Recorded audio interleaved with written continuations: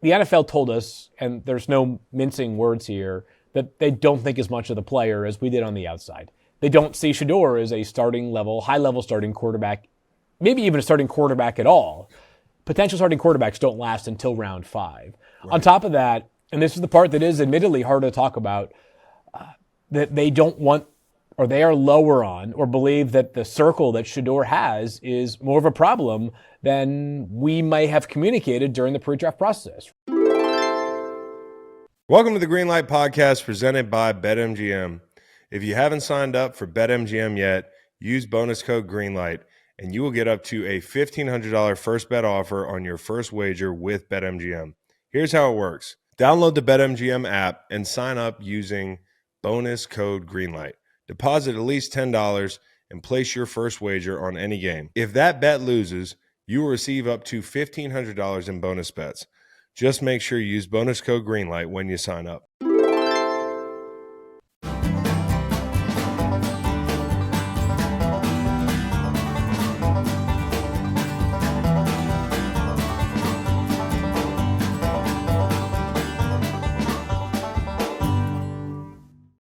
All right, so last week we had Daniel Jeremiah, one of the best in the business. Another one of the best in the business this week, joining Greenlight, Field Yates, fresh off a weekend in Green Bay, which sounds idyllic. It really was. I mean, I tell you, my first time ever going to Green Bay. So I was expecting, I had high hopes. I'd always heard about the lore of Lambeau Field and how it's like hallowed ground. My biggest takeaway from being out in Green Bay for a handful of days was it's like the nicest cross-section of individuals I've ever met in my entire life. Very friendly. We are the person who ran the hotel we were staying at for ESPN was like unbelievably accommodating. I actually lost my AirPods case on one of the first days being out there, which kind of sucked because I couldn't use AirPods for the rest of the trip after the batteries died. And she very kindly was like, "Would you mind if I go out and buy you new AirPods?" And I was like, "That's far too kind. I'm going to bypass that offer. I think I'll take care of it when I get home." But that would be like how I would describe the people in Green Bay, the kind of people that if you lose your AirPods, they don't make fun of you for being an idiot, which I've done this 15 times now with my AirPods, but instead offer to buy you a new pair. So that was going to be my second question. You seem infinitely more organized than me, and I don't even bother buying headphones because I'm going to lose them. Yeah, the other thing is, like, would you mind if I do this very non-standard favor for you? Like, that's an incredible way of phrasing, like, hey, I'll bail you out on this one. Like, those people down to the phrasing are salt of the earth. Dude, they are unbelievable. They are incredibly kind. That was like across the weekend. It was awesome. Like I think they said the announced attendance was close to 600K. Obviously, whether it was that number, a little bit below, a little bit above, it was packed. Friday was crappy weather throughout the day, and the fans were rolling in early. Saturday was windy to start the day, and they were still there. The last pick is coming up, and people are still like at maximum capacity, which I love going to sporting events, concerts, whatever. But the draft, like you just sit there, and in the first round, it's like every 10 minutes you get someone to read a name. Goodell reads the name for 5 seconds, and then we move on. Like it's a lot of hurry up and wait throughout 3 days of the NFL draft, and the fans definitely showed out. So are most of these people coming from like all over the place, and where did they actually have them staying? Because that was one of DJ and I were talking about, like, hey, like this city, it can hold a lot of people for a football game, but this is another animal. Yeah, totally. It seemed like there was a decent, I don't know. I'm going to make up a percentage. 40 to 50% were locals or people that can make it there within a couple hour drive. Yeah. But dude, there were a lot of out of towners. Like I remember getting on my flight. I had to connect in Detroit. I don't think Green Bay flies to a lot of places directly. And I live near Hartford, and it does not fly to many places directly either. Yeah. It's kind of the perfect storm for at least one connecting flight.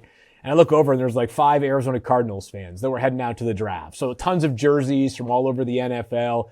It sounded like the Airbnb scene was where it was at because a lot of locals, because Lambeau Field's like it is like one of those destination trips that even if you're not a Packers fan, people make. There were a lot of people that were renting out their houses for the weekend. As you know, probably even if you weren't parking there yourself when you were playing there, but just haven't been around the stadium, like you pull up and you just park in someone's backyard to go to the game. Like there are parking lots. It is. It truly is. Surreal. Yeah. Did they try to put hollandaise sauce on everything that you ate there? Because that was my experience when we went to Green Bay. They're big on the hollandaise sauce. Oh, I didn't have any hollandaise sauce. Probably my funniest food moment was I had a 7 a.m. flight back home on Sunday morning, but I was with a huge group of ESPNers, so we all got into, it was like the Bristol Express on the way home. We all just got into sort of one fleet of cars, and early in the morning, they were just trying to err on the side of caution, wondering if, hey, day after the draft, there'd be a lot of people flying out. So we were there early, and I swear to you, 5:15 in the morning, and there's only one terminal at the Green Bay airport, so the intercom serves every corner of the airport. This woman announced, hey, just a heads up, our ice cream machine has now been opened for the morning. We are also serving cheese curds over at gate B2.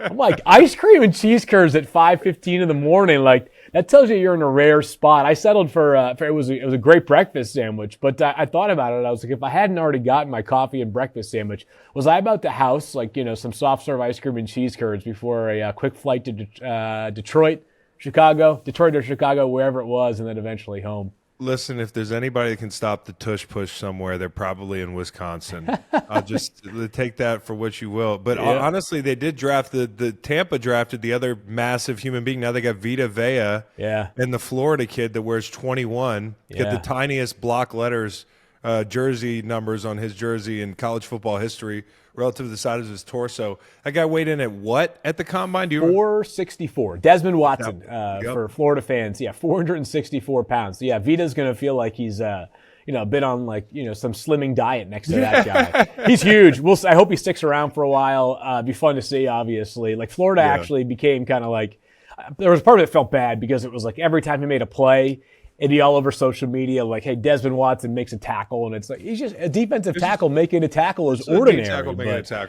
But you drop that weight from 464 to 374, we'll probably not talk about you quite as much. No question. Yeah. All right, well, so the biggest story of the weekend was Shedeur Sanders. Yeah.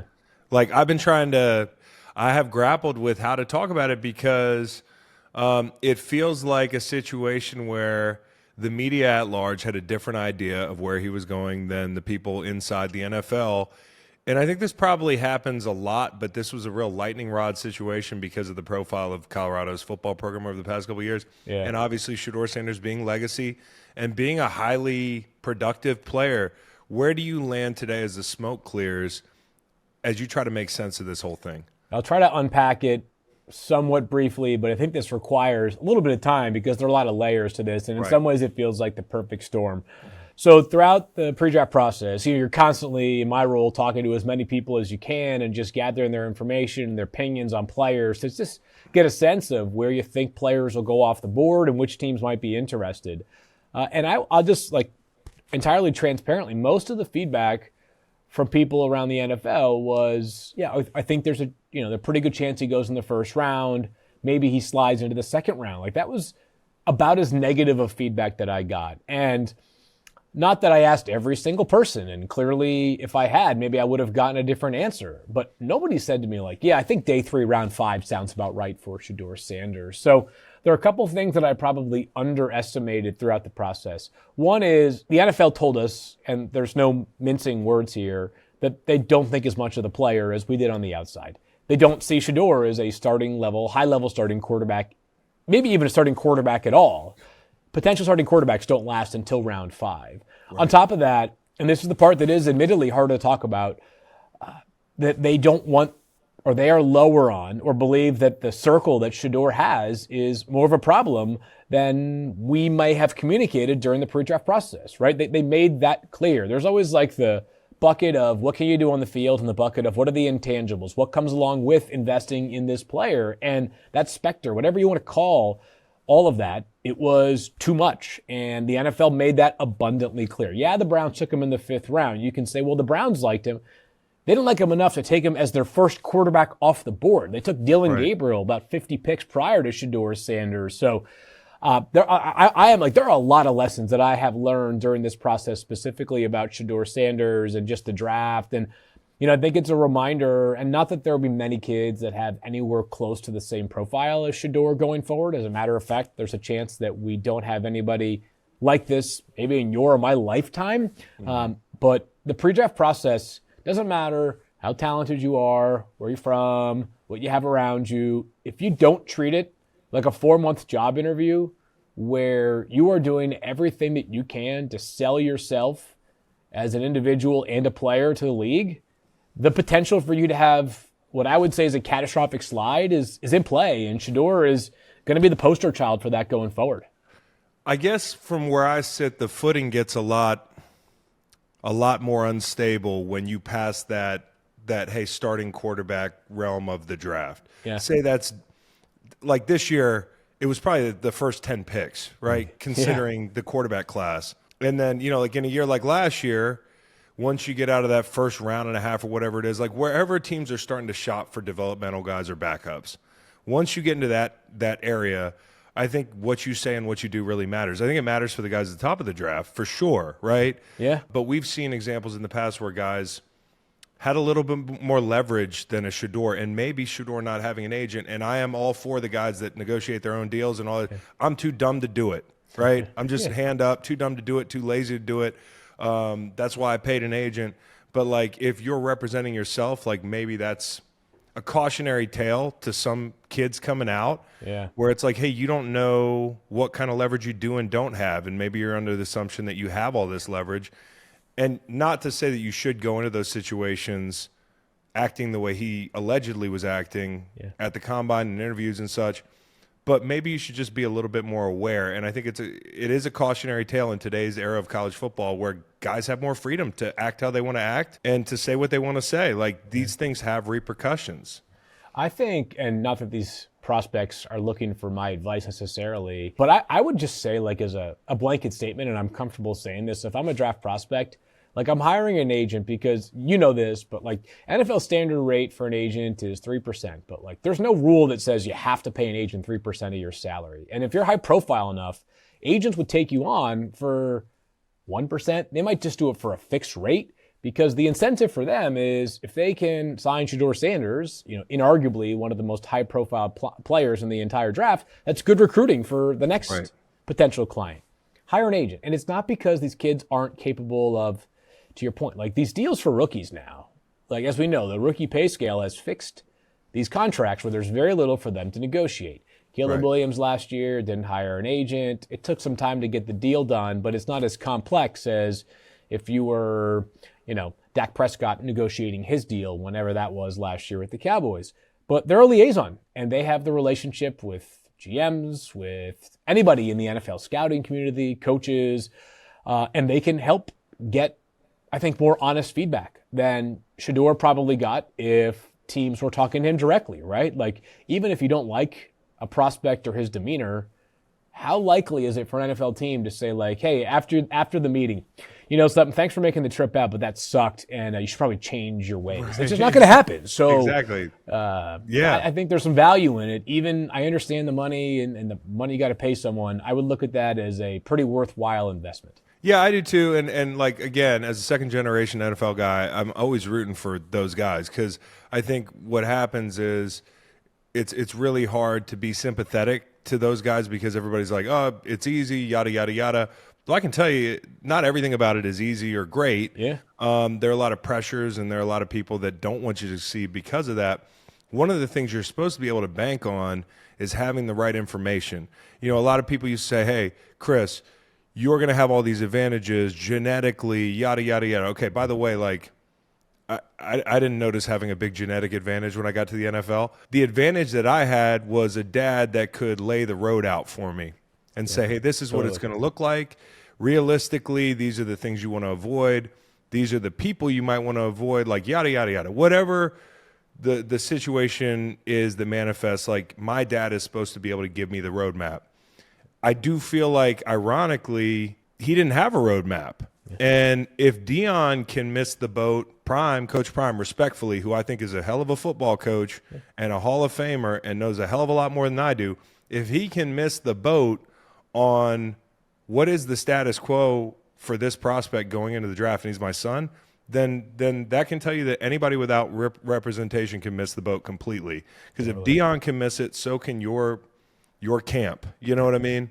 Yeah, and I just think the downside far, like the cost of having an agent, maybe it sounds steep if you're thinking to yourself, like, I'm going to be a first-round pick and I'm going to make whatever, $22 million in my first contract, and 3% of that is whatever number that is. Like, I think the cost is actually, like, that money will actually prove to be a discount relative to what you can get. We're not trying to make this into, like, hey, like, do the PR for agents. It's just having a leadership, a Northern Star during the process, which it seemed like it was lacking. And again, I concede, like, I missed the boat here too, right? I had my final mock draft, I had him 29th overall. I was only to the Browns. So I guess I had the right team. You were part of the collusion? 113. Yeah, exactly. Yeah, I was only 115 picks off, right? 115. Well, I mean, like, right. Have you ever been so wrong on a guy? No, definitely not. Definitely not. I was saying when we got to day 3, it was, so 102 picks had been made by that point. And it was player 16 and I want to say player 73 were the 2 highest rated left over. And like a couple of the guys that were left over after the first 3 rounds of the draft in my top 100, at least a couple of them were injury guys, right? And that process, one of them was also Isaiah Bond from Texas, who after I turned in my final rankings, the guy has some serious accusations levied against him. So I hope not to be that wrong on a player going forward. And there's probably a lesson here too about quarterbacks specifically, as we've seen this in the past couple of drafts. There is not really like that middle tier of quarterbacks anymore. Unless you're a guy who is a true like you have to be the Jalen Milroe type, who is clearly and obviously a developmental quarterback. No one's confusing him as a starter right away, but also no one is saying that there is 0 to work with there. So we're not going to see as many guys go from like pick 50 to pick 100. The NFL has told us, hey, you're good enough to go early, a la Cam Ward. And even like the first, let's call it like 35-ish picks, like go back end of round 1 like Jackson Dart, or closer to the top of round 2 like Tyler Shuck, or just going late. And not that this story was covered nearly as much, and not that these prospects had the same grade for me coming into it, but Shedeur Sanders and Quinn Ewers, like Quinn Ewers went 230th or 234th in the 7th round in Miami. Like, I didn't think Quinn would go in the 7th. I thought he would go day 3. But the NFL is saying to us, like, hey, if we think the ceiling for the guy is maybe our 3rd quarterback, then I would much rather hunt for a linebacker in the 5th round who could become a starter because he's a height, weight, speed guy, but he just, for whatever reason, didn't put it together at the college level. So it's going to be either really early or probably really late for these quarterbacks going forward. Now, which of these quarterbacks do you think is in the best situation? Like as far as a chance to develop and possibly see the field, because take obviously Cam out of it. Yeah. And Jackson Dart to a degree, because I think he's going to get a real fair shake where he was drafted. Yeah. And Dayball, who I'm a fan of, he wants more time. He's going to want to roll that out this year. He's going to want to, dangle that out in front of ownership and say, hey, we drafted this kid. Give me some more time. He's pretty good. But like outside of those 2 guys, who do you think has the best shot to actually see the field and enjoy success? This is going to be a little bit of a wild card because he's a wild card as a player. But I'm going to go with Jalen Milroe because he landed somewhere where there actually isn't ambiguity with the starter. We can talk about how Sam Darnold's contract is essentially like a year-by-year deal with Seattle.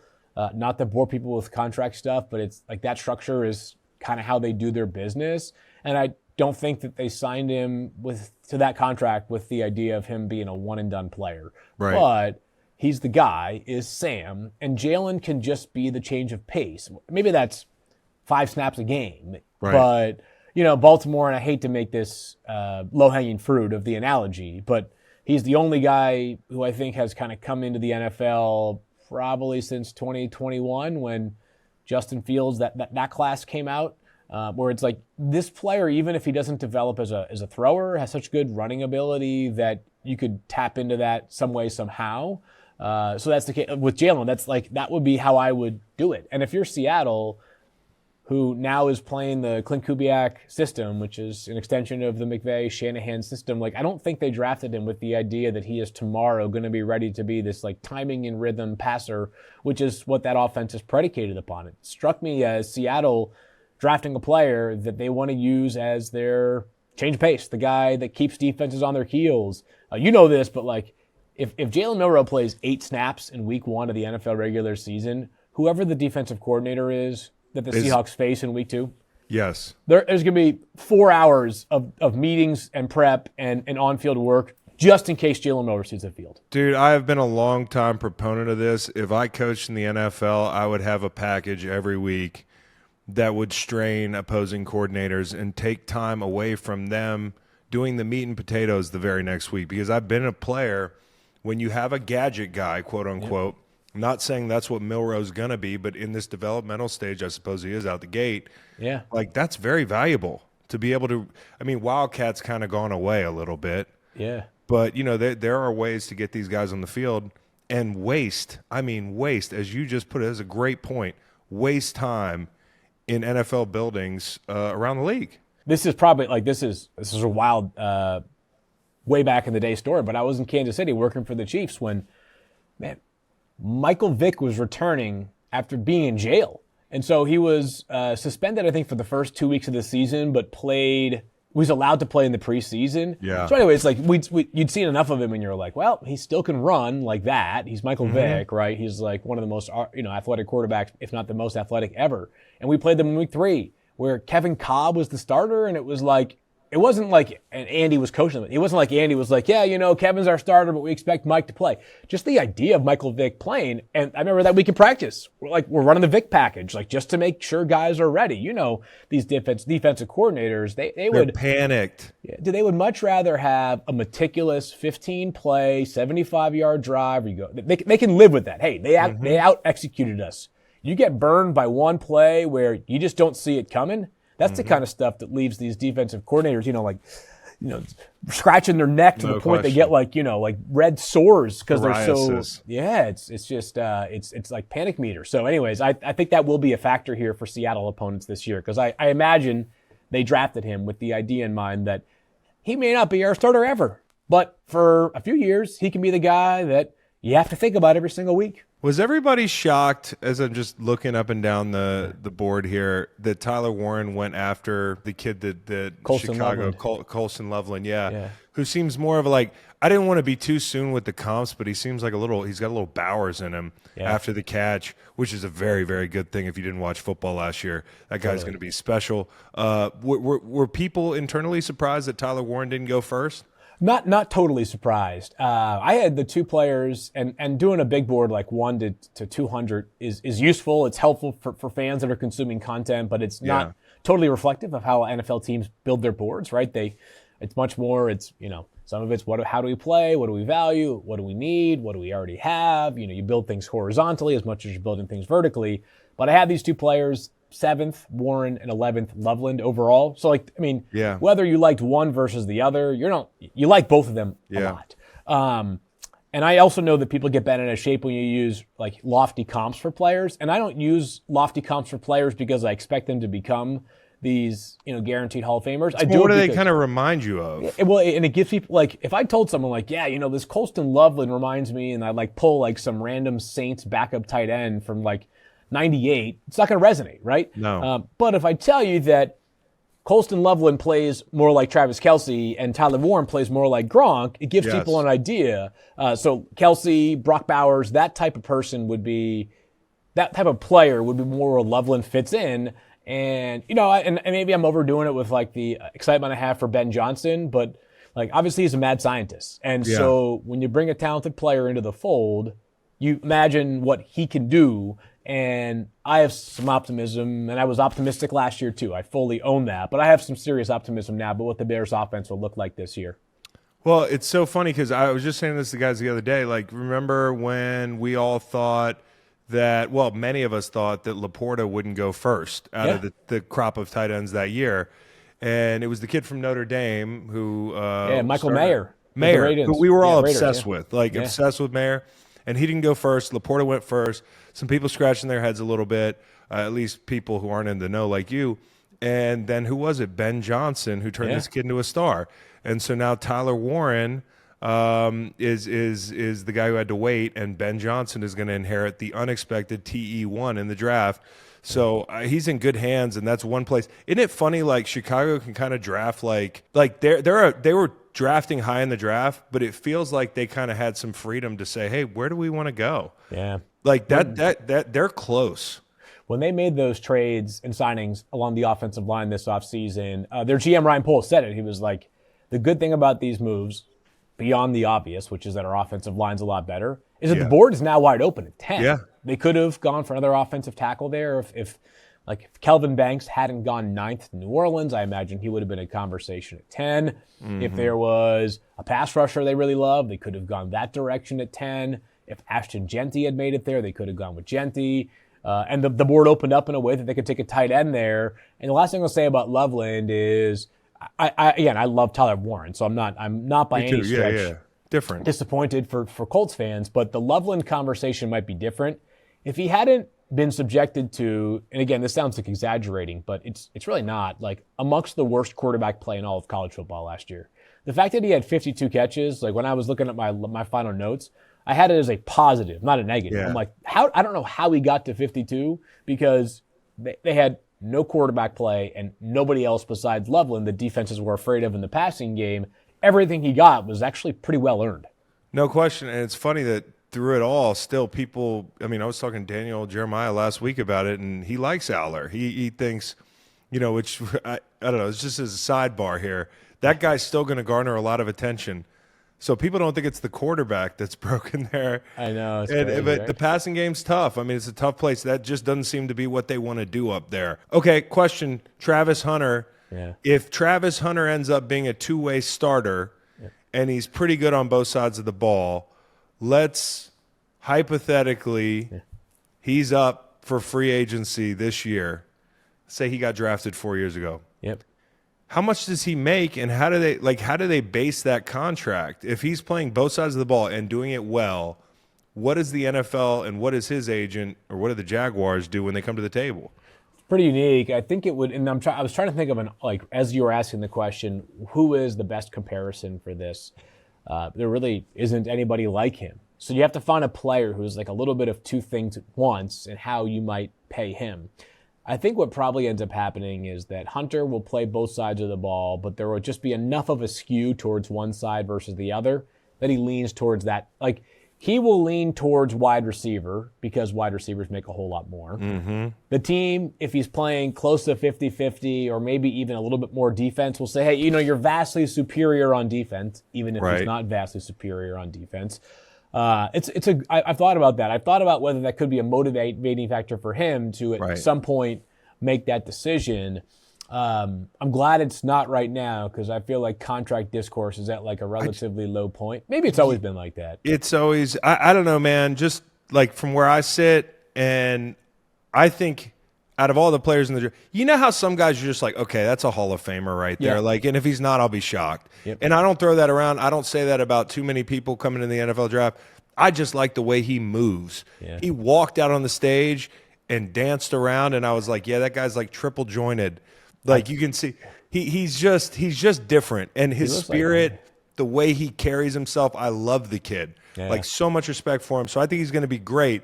But I wouldn't doubt him on anything but playing 120 snaps a game. There's just that not to a lot me is just not. It's a non-starter to me, having gone through it. And back in the day, we played 85 snaps a game. Yeah, and that was like a crazy amount, right? Like, right. You can't last that way. Yeah, I think he'll end up, like, it'll be, I don't know, pitch count, borrow a baseball analogy, probably will come into play here. Is that, like, hey, if they have a long drive on offense and he plays 14 straight snaps to start the game, well, then when the defense takes the field, he might be only the nickel corner in that first drive or whatever it might be. They'll have to be selective. I also was thinking about this and talked about it a little bit on our show earlier today, and it's not something I think about ever really. So, but I'm curious if you think this is valid or if you think this is overthinking it. The NFL is obviously wildly popular. It's so crazy how much love there is for the sport. But if there was a franchise that's like lacked on identity and like some juice for a long time, it's the Jaguars. I had forgotten this, but I went and checked it out, went and looked it up this morning. The Jaguars didn't play on Monday Night Football from 2011 to 2023. Like 12 years they went one, and that's not that recent. That's not that long ago, I should say. Like they played 2023 and once last year. They got rolled by the Bills early last season, 47-10. Oh, it was so ugly. Yeah, dude, they needed a face and Trevor Lawrence will become or reestablish himself as the face of the franchise if he plays at a high level. Quarterbacks do that. But right now, in this moment, I don't think people are like, hey, the Jaguars have Trevor Lawrence, so regardless of how bad it's been, everything's just going to be okay because that guy's going to be a future Hall of Famer. We're not there right now with Trevor. He can get there, but we're not there. I got a secret for people that don't watch the Jaguars. This fucking guy, Brian Thomas. Yeah. Yes. And the two of them in camp practice this year. Oh, ridiculous. There should be a motorcade of NFL media down there watching one-on-ones. Yeah. Or if they're split out on different sides of the formation, I want to see that too. Yeah. And yeah, there is an excitement. Nate Collins, who played in the NFL, he works with us, he's on this show, Dr. Fax. They drafted him the other night, and he's a proud Jaguar, went down there for alumni weekend and everything last year. He goes, this is going to put us back on the map. This is a ticket-selling play.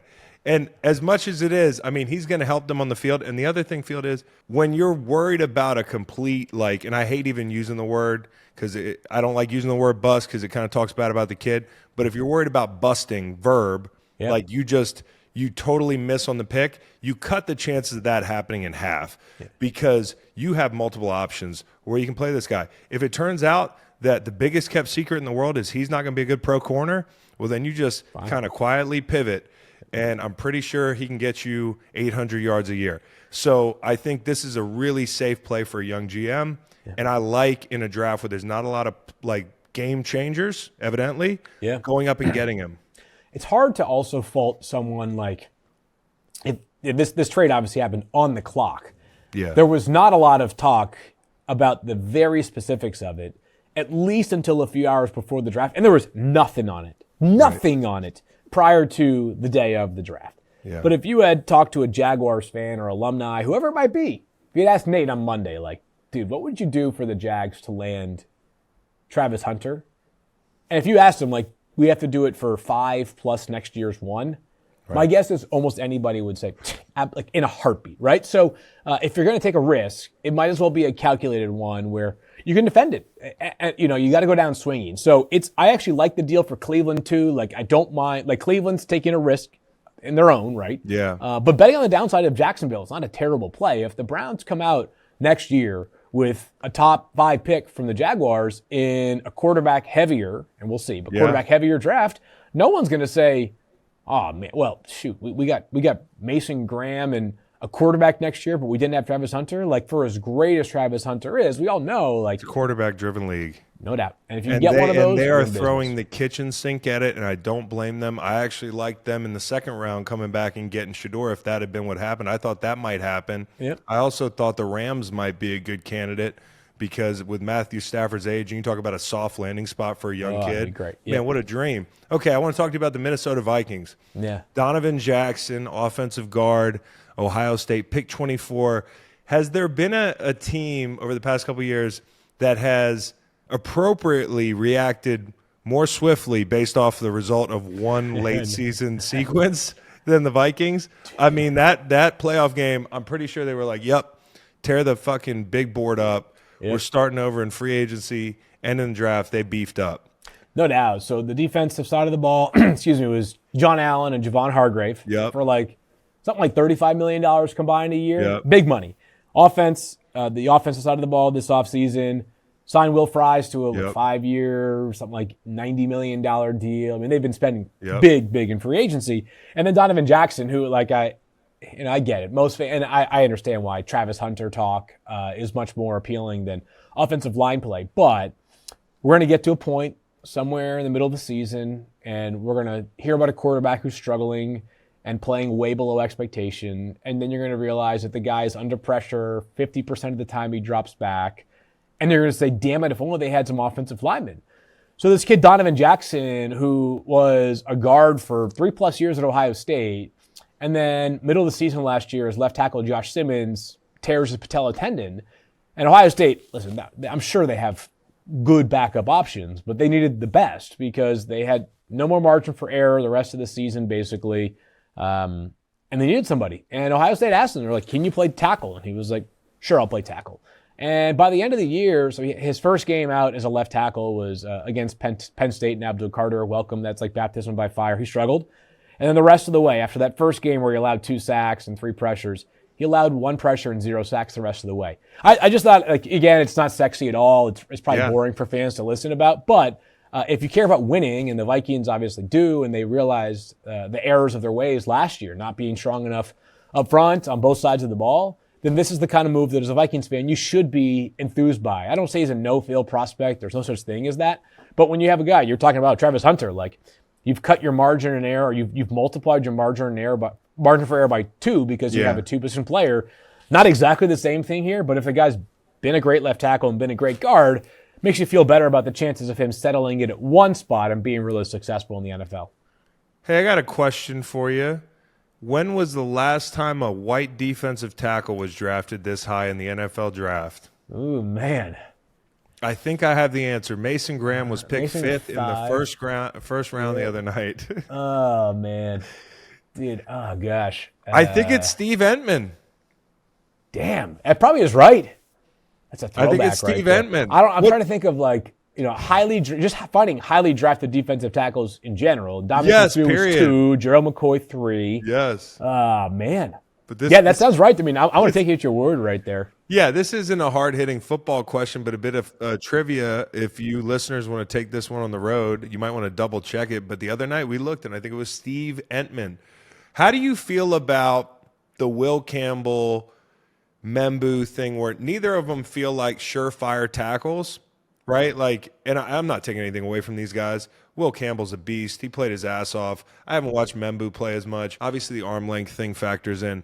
But, like, how do teams feel about, hey, if we end up getting a really good guard in the top 10 who might slide inside at some point in his career, do teams feel like, hey, we got our money's worth? They feel like they got their money's worth much more than where we were 15 years ago, where, hey, a guard's a guard. Right. Like, I mean, I know he was on the show and he was great a few weeks ago. Like, Milton Williams was the highest paid player in free agency this year, right? He's a defensive tackle. Like, when you got drafted in the NFL, I can't imagine it was like, hey, defensive tackle is the money position. It was pass rushers, right? It was like yourself. Like, those were the guys who went really high deservedly in the draft.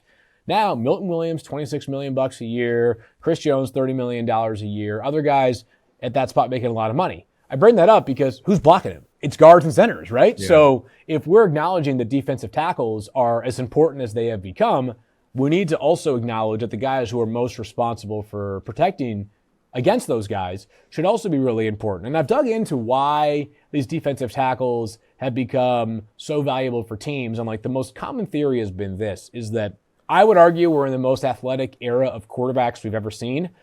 And these guys, Lamar, Josh, Jalen, Mahomes, you name it.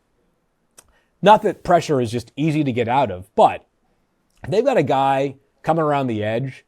They have multiple ways of going. You can either step into the pocket and kind of around him, or you can retreat backwards and just run around. Like, when you got pressure coming right up the gut, there's just not a lot of places for you to go. Like, there's just not a lot of, how do you get out? How do you escape that? So these guys who are coming right up the gut are sitting there, and it's like Mahomes is, even if he's a great athlete, or Lamar, even though he's a great athlete, it's like, I may be a superlative athlete, but I've nowhere to move. No, and the guys who aren't athletic, respectfully, like a Tom Brady, in the traditional sense of the word, like Tom Brady was one of the best at climbing the pocket, like in the league. Like, take away what happened when he threw the ball, his interior pocket mobility was as good as anybody. And like the league's become more timing. You don't have as much time to rush the passer. It's also a passing league, so I think ends and edge players are they're not slowed down the way they used to be. And so, you speak to a really important point, which is that the interior step-up lane is the key to everything. And I think also teams are after getting that 3-down defensive tackle. Because there's a lot of rotating in the NFL going on, but if a big guy can play 3 downs, that's very valuable. And so you're seeing that, and you're seeing the response. Tackles, guards, like whatever it is. Okay, so the one guy in the first round that I was really excited about was the Philadelphia Eagles pick, Jihaad Campbell.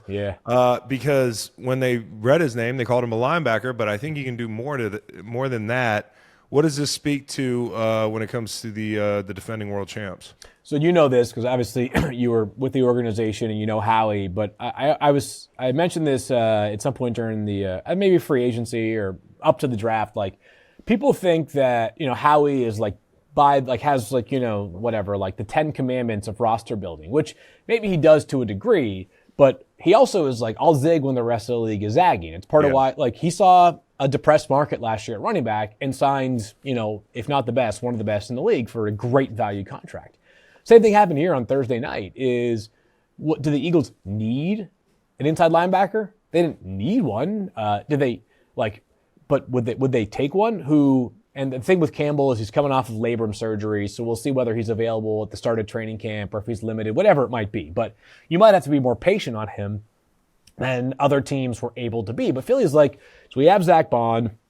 We'll figure out linebacker 2 and 3 spot because we're so good. We don't need our roster to be at the peak of its powers in week 1 because over the course of the season, we'll get there and we're so talented elsewhere that we can give a little bit to gain a lot at a later point.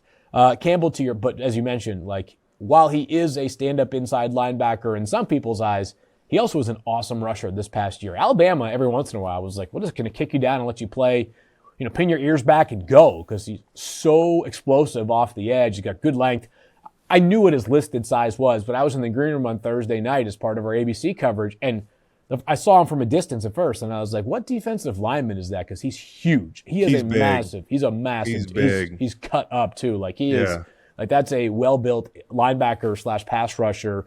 And that's, people keep asking, it's how do the Eagles keep getting away with this? And I really believe the truth of it is this. It's not getting away with anything. It's that Philadelphia, a long time ago, made a decision that they were consistently going to be comfortable drafting for value and not for need. Now, does that mean that you're always going to be a dominant team? No, because it may be that you've got some real roster holes. But if you always draft for value and you worry a lot less about need, you're going to end up stockpiling a lot of good players. And ultimately, no matter how smart the coach or the GM are or are not, you got to have dudes as well. And the Eagles have consistently had dudes, and it didn't stop this past weekend. I love the Campbell pick. Some of the guys they got on day 3, again, less sexy, but Smile Munden, the linebacker from Georgia, if you saw him, super impressive as well. Drew Kendall, son of Pete Kendall, longtime NFL center in the 5th round. Not that they needed, they just made their center one of the highest paid ever. And it's we'll still draft the second best one in the entire class in the 5th round because it's a good value for us. That's just what they do. You make a great point about the value. It's going to be funny to see all those Georgia Bulldogs ganging up on the Bama guy. Yeah. I'm hoping, who is a great Bama linebacker who could rush the edge? One of my favorite players I ever played with, Dante Hightower. Yeah. He could rush his ass off on the edge. He didn't have to do it all the time, but when he did it, you were like, hey, get back there because I don't want you taking my job. He could do it all, and I'm hoping that's what this guy's like. I think it's a great point on drafting for value, just period. It seems to be kind of the way they've done it, and I think most people didn't even realize that's what they were doing. Yeah. But year after year, that's what they do. Last question for you. Yep. Maxwell Hairston. Yeah. Headed to Buffalo, corner. Brandon Beane got on the radio today. I don't know if you saw this. I did, yeah. I love the fire from Brandon Beane. Me too, man. And his argument is very convincing. We were scoring 30 points a game last year. What more do you want from us? How many receivers do you need? If you watch that last football game, they could not trot out a secondary specifically like the one they did. Talk to me about this pick. So Hairston was in the green room. This guy, he definitely has an infectious personality. I put this video out there on Twitter because I thought it was a cool moment. Yeah. So he was the green room, there's an alley or there's a hallway that if you watch the broadcast, you can see the players walk up once they heard their names called from the green room. Ironically, they had the fastest player in the draft, 4.28 speed, in the closest little section of the green room to the actual draft stage. So he got up and he dapped up every single guy that got called before him. And I swear to you, the first time it happened, I was like, oh, I didn't know him and Cam Ward were boys. Maybe they go way back. And it just kept happening and happening and happening. You see it with him and Travis Hunter. You see it with all these. I'm like, this guy is the ultimate hype man. So that part was legitimately he's a glue guy for sure. Yeah. 4.28 40 at the combine, the fastest of any player. 2 years ago, he led the SEC with 5 interceptions. He's a zone corner specialist, or at least he was at Kentucky, and that fits really well with what Buffalo does. But over 82% of his coverage snaps at Kentucky were in zone. He's super instinctive. He's got elite ball skills. And, the reality of being fast is that it allows you to take some gambles, right? Like, you can afford to bite in a double move down the field because you can probably catch up to the guy if he does get you with that. But the upside is if, you jump a route that is not a double move route, then you're probably going the other way. So he had 3 pick sixes in college and sticky in coverage, and just Buffalo had a dramatic, I felt like, need at cornerback in the first round. And I know Brandon Beane, who had traded up in 4 of the past 6 drafts, probably was sitting there like itching, like, am I going to get my guy? And he ended up getting this guy. Yeah, it was a 5-alarm fire there at corner in Buffalo, and hopefully they put it out. But Field, thank you so much for your time. I know it's been a hectic weekend for you going back on TV, so thanks for spending some time with us here at Greenlight. No doubt, man. Glad to do it anytime.